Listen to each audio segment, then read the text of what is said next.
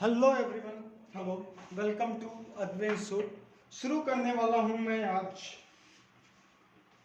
Drawbacks of VBT. Coordination compound पढ़ रहे थे, उसमें आज हम लोगों को पढ़ना है ड्रॉबैक्स ऑफ वीवीटी। वीवीटी यानी वैलेंस बॉन्ड थ्योरी के बारे में हम लोगों ने काफी कुछ पढ़ा था। अब उसी के ड्रॉबैक्स के बारे में हमें पढ़ना है। तो सबसे पहले हम शुरू करते हैं ड्रॉबैक्स में। उसमें हम भी देखिए, हम लोगों ने वीवीटी में यानी वैलेंस बॉन्ड थ्योरी में काफी कुछ पढ़ा था, जिसमें हम लोगों ने कुछ कुछ चीजें देखा था। सबसे पहले हम लोगों ने क्या देखा था, वीवीटी के पॉइंट ऑफ व्यू से हम लोगों ने देखा था कि दो तरह के लिगेंड्स होते हैं, एक स्ट्रॉन्ग फील्ड लिगेंड और second one is a week field ligand. First one is a strong field ligand and week field ligand. तो स्ट्रॉन्ग फील्ड लिगेंड में पेयरिंग संभव है, ठीक है ना, और वीक फील्ड लिगेंड में पेयरिंग नहीं होता है। तो ड्रॉबैक्स का पहला वीवीटी का ड्रॉबैक्स कहता है कि इनसे पूछा गया तो इनके पास वीवीटी के पास कोई जवाब नहीं था। इट कुड नॉट एक्सप्लेन नहीं कर पाते हैं। किस चीज को एक्सप्लेन नहीं कर पाते हैं कि पेयरिंग क्यों हो रही है स्ट्रॉन्ग फील्ड लिगेंड में। Why pairing in strong field ligand, strong field ligand में पेयरिंग क्यों है। अगर पेयरिंग होती है, हम लोगों ने पढ़ा था स्ट्रॉन्ग फील्ड लिगेंड में, तो व्हाई पेयरिंग अकर्स लगा दीजिए, occurs in strong field ligand and no pairing in weak field ligand and no pairing in weak field ligand. तो दो चीजें ये वीक फील्ड लिगेंड है, पहला ड्रॉबैक्स। दूसरा ड्रॉबैक्स कहता है इट कुड नॉट एक्सप्लेन, ये एक्सप्लेन नहीं कर पाते हैं, it could not explain the colour of compound, compound के कलर को भी एक्सप्लेन नहीं करते। कौन थ्योरी, वीवीटी। तीसरा जो पॉइंट है, इट कांट एक्सप्लेन, ये क्या एक्सप्लेन नहीं कर पाते हैं बाबू, इट कांट एक्सप्लेन, ध्यान से समझते चलिएगा, द ऑर्डर ऑफ लिगेंड।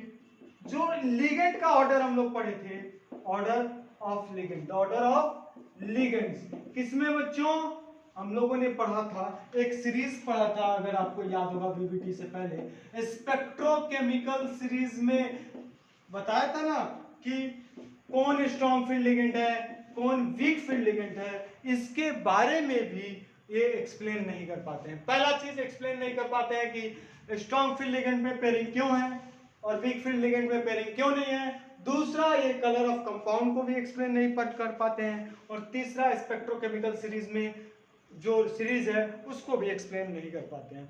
तो अभी इस चीज को, वीवीटी के जो भी ड्रॉबैक्स था, उस ड्रॉबैक्स को खत्म करने के लिए जो थ्योरी आई, उस थ्योरी का नाम है सीएफटी।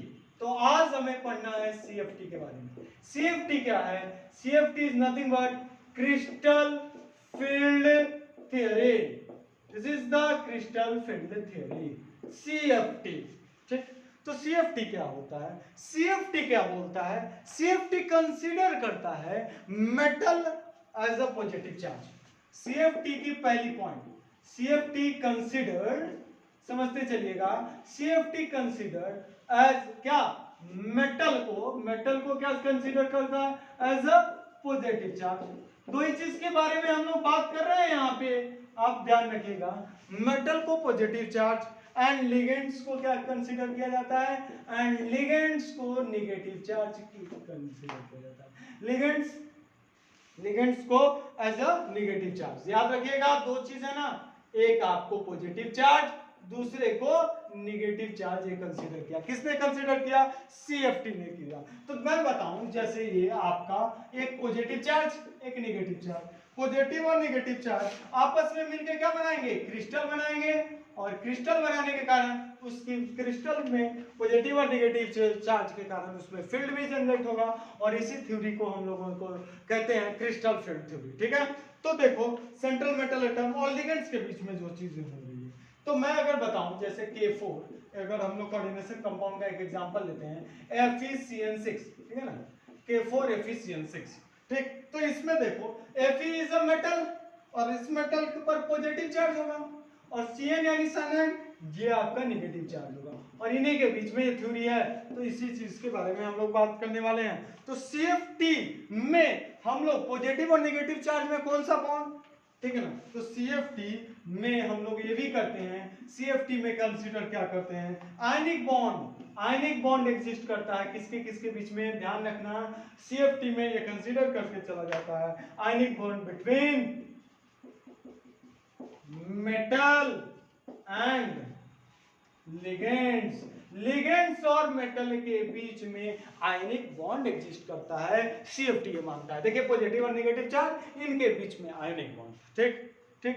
अब एक चीज और जानिए इस चीज के बारे में, जब बात कर रहे हैं CFT में, तो हम लोग ये भी चीज जानते हैं, लिगेंड्स को अप्रोच करता है, लिगेंड्स जो होता है वो अप्रोच करता है किसको, सेंट्रल मेटल एटम को। ठीक, ड्यू टू किसके कारण अप्रोच करता है, due to opposite charge, due to attraction होता है किसके बीच में बच्चों, attraction between opposite charge, attraction between opposite charge के बीच में अट्रैक्शन के कारण ये चीजें होती है, ये चीजें पॉसिबल होती है। लिगेंड से अप्रोच करता है किसको, पॉजिटिव चार्ज को, लिगेंड से अप्रोच करता है पॉजिटिव चार्ज कौन है, सेंट्रल मेटल एटम को due to attraction between opposite charge.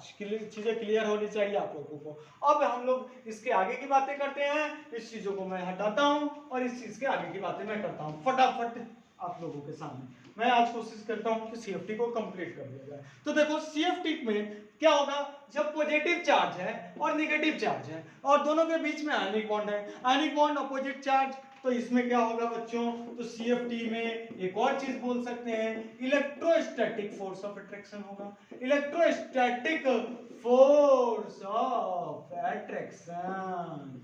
तो सारे पॉइंट्स आप ध्यान रखिएगा, इलेक्ट्रो फोर्स ऑफ अट्रैक्शन या interaction between ligands and central metal atom, between किसके बीच में, लिगेंड्स के बीच में और सेंट्रल मेटल एटम के बीच में, ligands and central metal atom के बीच में ये चीजें होती है। तो ध्यान रखना, metal is consider as a positive charge, ligand is consider as a negative charge, you know, ठीक है ना। और उन दोनों के बीच में कौन सा बॉन्ड, कौन सा चीज है आपको, इलेक्ट्रोस्टैटिक फोर्स। ठीक, ionic bond electrostatic force.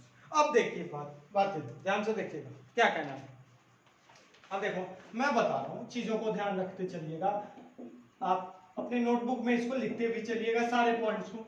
When ligands जब अप्रोच कर रहा है, लिगेंड्स अप्रोचेस किसको अप्रोच कर रहा है, सेंट्रल मेटल एटम को, देन उसके बाद क्या होगा बच्चों, रिपल्सन भी तो होगा, रिपल्सन होगा किसके किसके बीच में, ध्यान रखिएगा, रिपल्सन अकर्स बिटवीन किसके किसके बीच में, रिपल्सन अकर्स होगा लिगेंड्स के बीच में, किसके साथ, लिगेंड्स के लोन पेयर, लिगेंड्स के किस पेयर में, लोन पेयर। लिगेंड्स के पास क्या होता है, लोन पेयर, मैंने बताया था आप लोगों को, लिगेंड्स के पास होगा lone pair and valence electron. किसका वैलेंस इलेक्ट्रॉन बच्चों, सेंट्रल मेटल एटम के पास तो वैलेंस इलेक्ट्रॉन होगा ना, बाहरी इलेक्ट्रॉन तो होगा, तो उस बाहरी electron, valence electron of central metal atom. तो ध्यान रखने वाली बातें यही है कि क्या है, जब लिगेंड अप्रोच करता है सेंट्रल मेटल एटम के बीच, तो वहां पे रिपल्सन क्रिएट होता है, और रिपल्सन किस में क्रिएट होता है, लिगेंड के लोन पेयर और वैलेंस इलेक्ट्रॉन के सेंट्रल मेटल एटम में। ठीक, समझना, लिगेंड के लोन पेयर और वैलेंस इलेक्ट्रॉन किसका, सेंट्रल मेटल एटम के बीच में रिपल्सन क्रिएट होता है। तो यू नो, इसको ध्यान रखना। अब इन दोनों के बीच में रिपल्सन क्रिएट होता है तो क्या होता है, स्प्लिटिंग हो जाता है। अब ये स्प्लिटिंग क्या है, ध्यान रखने वाली बात है बच्चों। तो जब repulsion is, when repulsion is used, जब रिपल्सन बहुत ज्यादा हो जाएगा, व्हेन रिपल्सन ज्यादा हो जाएगा, रिपल्सन इज यूज्ड, ठीक, रिपल्सन इज यूज्ड, तो क्या हो जाएगा बच्चों, स्प्लिटिंग हो जाएगा। और इस स्प्लिटिंग के कारण splitting of orbitals happens, splitting of orbitals happens. क्या होगा बच्चों, स्प्लिटिंग ऑफ ऑर्बिटल्स होगा, और ऑर्बिटल्स होगा तो इसके कारण स्प्लिटिंग किस तरह से होगा वो हम लोग आगे पढ़ेंगे। तो पहले थोड़ा सा आपको 11th का पॉइंट ऑफ व्यू से मैं एक चीज बता दूं जिसकी जरूरत है अभी एक चीज वीवीटी के अकॉर्डिंग, ठीक है ना, या किसी भी चीज के अकॉर्डिंग टू वीवीटी मैं बात करूं, वीवीटी वैलेंस बॉन्ड थ्योरी, उसके अकॉर्डिंग हमने अभी तक पढ़ा है 5 ऑर्बिटल, डी ब्लॉक की बात हो रही है, आप लोगों को पता भी है, all 5 orbital have same energy. D block में ऑल, डी ब्लॉक ही ना हम लोग कर रहे थे, डी ब्लॉक वाले मेटल ही है ना इसमें, याद है कि नहीं है, 5 ऑर्बिटल्स, जो भी 5 ऑर्बिटल्स होंगे उसके क्या होंगे, सेम एनर्जी होगा। सेम एनर्जी को एक और नाम से जाना जाता है, डीजेनरेटेड, ठीक है ना, सेम एनर्जी को। तो पांचों को सेम एनर्जी होता है। 5 कौन होते हैं डी ऑर्बिटल में बच्चों, 5 होते हैं ना, 1 2 3 4 5। एक का नाम होता है डी एक्स वाई, एक का नाम होता है डी वाई जेड, एक का नाम होता है डी जेड एक्स, एक का नाम होता है d x square minus y square, और एक होता है डी जेड स्क्वायर।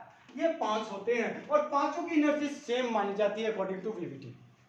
व्हेन इसको हम लोग, जब इस सब की एनर्जी को हम लोग नाम दे देते हैं डीजेनरेटेड ऑर्बिटल। क्या नाम देते हैं, डीजेनरेटेड ऑर्बिटल्स। ध्यान रखिएगा, degenerated energy same, degenerated orbitals, ठीक। व्हेन ऑल ऑर्बिटल्स, सारे ऑर्बिटल्स की सेम एनर्जी लेवल होता है तो उसको हम लोग क्या नाम देते हैं, डीजेनरेटेड ऑर्बिटल्स, ठीक है ना। तो ये चीजें हम लोगों ने पढ़ा था। अब आगे की बातें मैं करूं, सीएफटी क्या बोलती है, ठीक है, क्या बोलती है बच्चों। अब देखो पांचों एनर्जी मैंने बताया, अब कहानी कुछ अलग है, क्या बताता है। अब देखो सीएफटी में क्या कहता है, ये 5 है ना बाबू, 1 2 3 4 5। आपको याद होगा एक डी एक्स वाई, एक डी वाई जेड, एक डी जेड एक्स, और d x square y square और डी जेड स्क्वायर, यही हम लोग पढ़े हैं ना। तो सबका अब आपको वाई, डी एक्स वाई में क्या होता है, x और y के बीच में लोब होता है ना, d का लोब कैसा होता है, डबल डबल, और x और y के बीच में होगा। तो बिटवीन द एक्सिस ये क्या होगा, ये तीनों आपको मालूम भी होगा अगर याद होगा तो, इनकी क्या होती है बाबू, लोब कहाँ होता है, एक्सिस के बीच में होता है। जैसे dx y की बात करें तो x के और y के बीच में इसका लोब होगा, है ना, x और y के बीच में लोब होगा dxy। इसी तरह से dyz की बात मैं करूं, dyz अगर आपको याद होगा, अगर मैं इसको y कंसीडर करता हूं, इसको z कंसीडर करता हूं, तो y के बीच में z के बीच में dyz हो गया। अगर मैं एक और कहता हूं dzx की बात करता हूं, तो मान लीजिए ये z है, ये अपना x है, तो z और x के बीच में आएगा, z और x के बीच में आएगा। तो ये सारे क्या हैं, बिटवीन द लोब्स वाले हैं, बिटवीन द एक्सिस वाले, एक्सिस के बीच में रहने वाले। एक्सिस पे नहीं है, एक्सिस के क्या है, बीच पे रहने वाले हैं तीनों, ठीक है ना। ऑन द एक्सिस वाले, ये तो तीनों क्या हो गए बच्चों, बिटवीन द एक्सिस, और ये दोनों क्या होंगे बाबू, ऑन द एक्सिस वाले। याद है ना आप लोगों को इनका, अगर आपको ऑर्बिटल डायग्राम याद होगा तो मैं बताता हूं इसको, मैं इसको रॉब करता हूं, ठीक है ना, और आपको बताता हूं। ये तीनों बिटवीन द एक्सिस है, समझ में आया होगा आप लोगों को।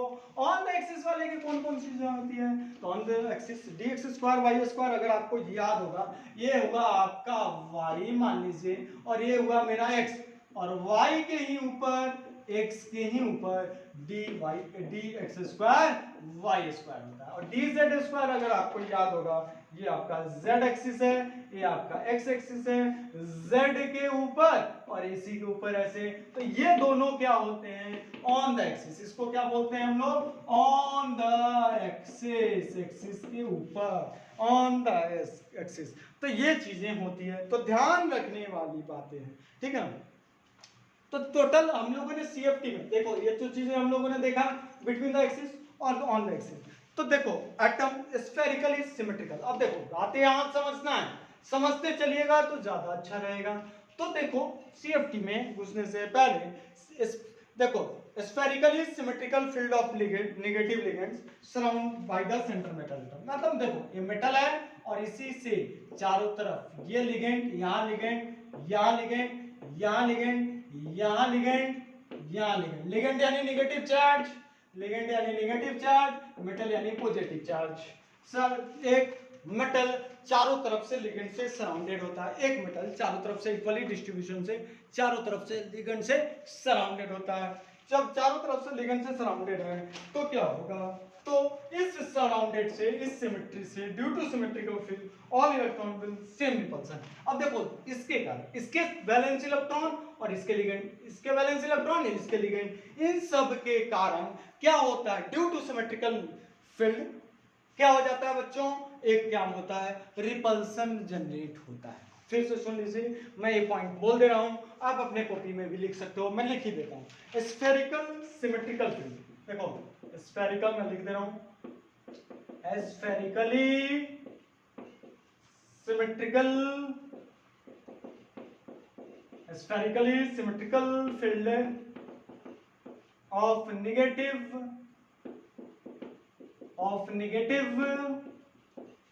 ligands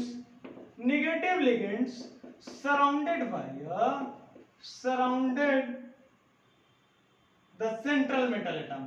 इसको सराउंड करता है सेंट्रल मेटल एटम को।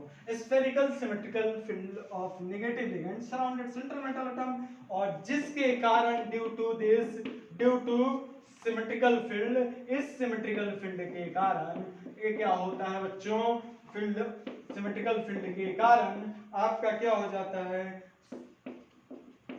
all electron will fill same repulsion,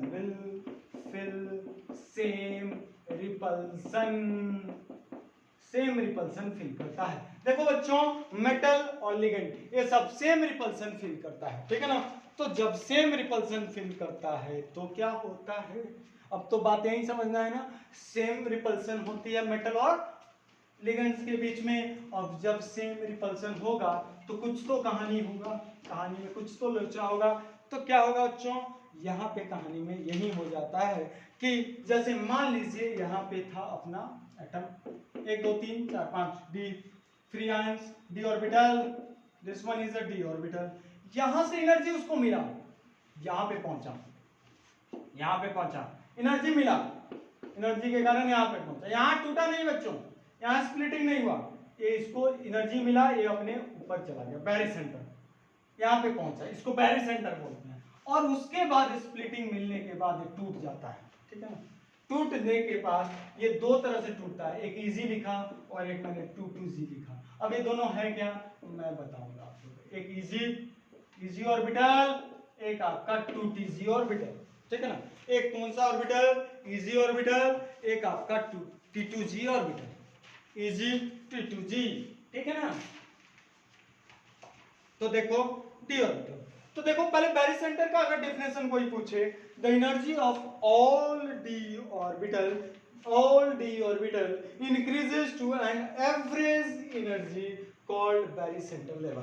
फिर से सुन लो, द एनर्जी ऑफ ऑल, देखो ये स्प्लिटिंग होगा कहां से, आगे बात करता हूं। एनर्जी मिला, रिपल्सन के कारण एनर्जी मिला, एनर्जी पे बैरी सेंटर पे गया, और ज्यादा एनर्जी मिला, स्प्लिट हो गया, स्प्लिट हो जाता है। और स्प्लिटिंग दो चीजें होगी, कैसे होगा, कौन सा, वो मैं बताऊंगा। The energy of all d orbital का इंक्रीज करेगा टू एन एवरेज एनर्जी, और इस एनर्जी को हम लोग कहेंगे कॉल्ड एज बैरी सेंटर।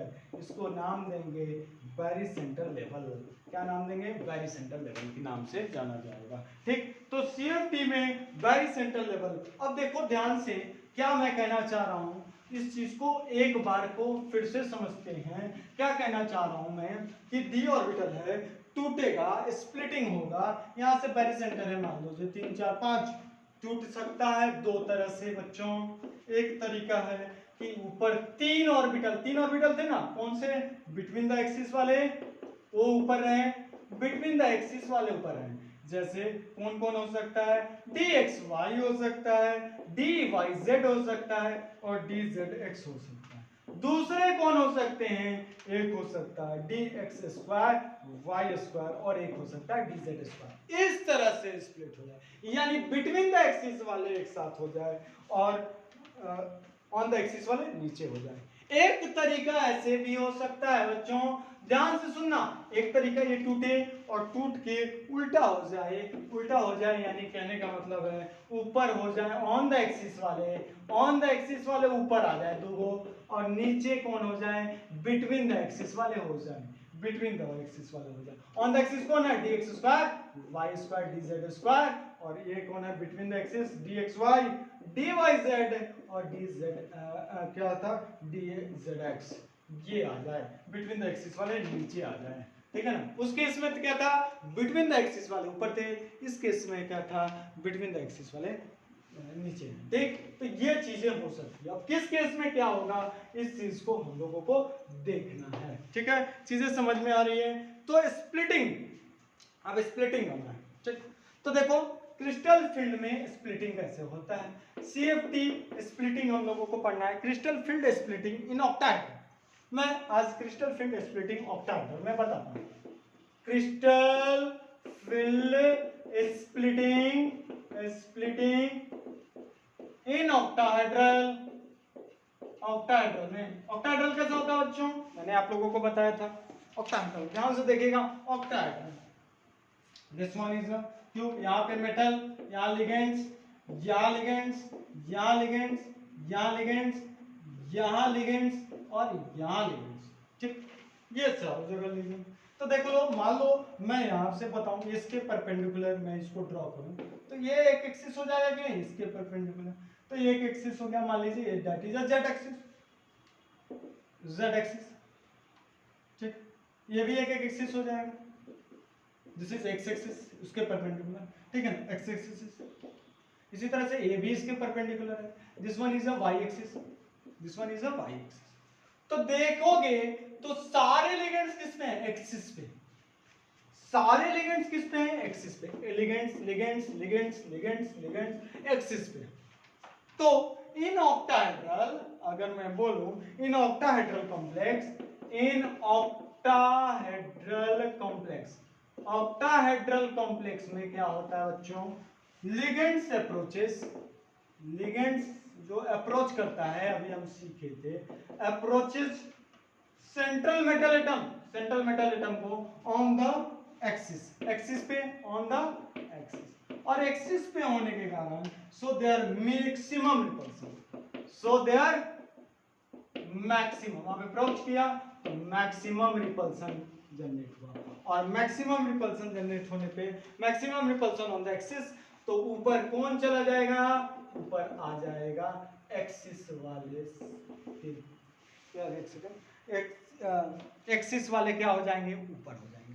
देखो मैक्सिमम रिपल्सन जो क्रिएट किया, ज्यादा रिपल्सन किस में होगा, एक्सिस वाले में, तो एक्सिस वाले डी में कौन कौन एक्सिस वाला होता है बच्चों, डी में एक्सिस वाले कौन कौन होते हैं, डी में एक्सिस वाले कौन कौन होते हैं, देखो लिगेंड्स एक्सिस पे है तो रिपल्सन भी एक्सिस पे सबसे ज्यादा होगा, और डी में एक्सिस क्या होता है ऑक्टाहेड्रल में, तो ऑक्टाहेड्रल में लिखा जाए 1 2 3 4 5, ठीक है ना, ऑक्टाहेड्रल की बात हो रही है तो ऑक्टाहेड्रल में ऊपर क्या होगा बच्चों, ऊपर हो जाएगा एक्सिस वाले ना, तो एक्सिस वाले कितने हैं, दो ही हैं, एक कौन है, d x square minus y square और डी जेड स्क्वायर, ये हो जाएगा ऑन द एक्सिस, एक्सिस वाले ऊपर, और नीचे क्या हो जाएगा बच्चों, तीन कौन कौन है बाबू, D x Y, D Y Z और डी जेड एक्स, ये क्या होगा नीचे वाले, बिटवीन द एक्सिस वाले, इसको हम लोग नाम देते हैं इजी,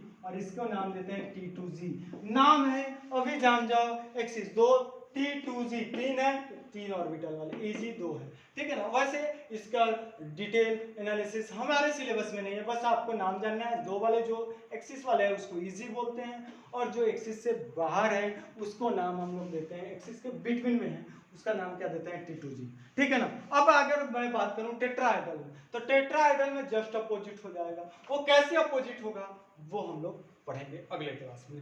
थैंक यू, आज इतना ही मैं रहने देता हूँ, अगले क्लास में फिर हम बताएंगे, आज के लिए इतना ही, थैंक यू वेरी मच, मिलते हैं अगले क्लास में।